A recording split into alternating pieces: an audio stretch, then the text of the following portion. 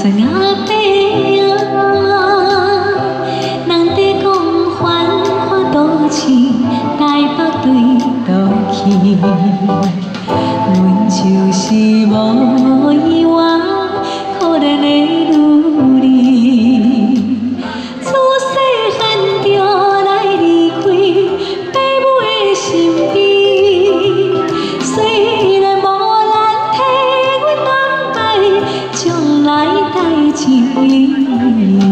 阮想要来去倒市，做着愈工多日子，也通来安慰自己心内的虚伪。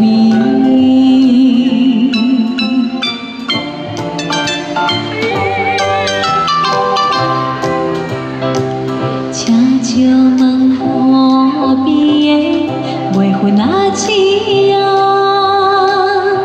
人在讲对面起见，工厂是不是？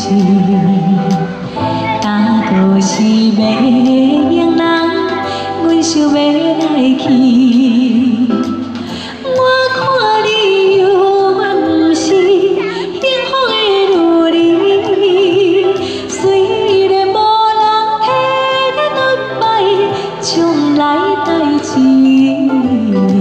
但世间总是着爱自己打算才你。青春是不通耽误人生的情义。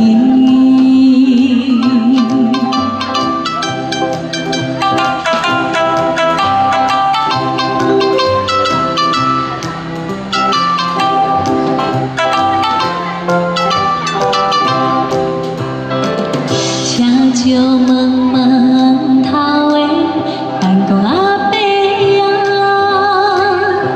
人在讲这间工厂有要采用人，阮虽然也少年，拢知半项。当将我低头倾诉，你我无希望。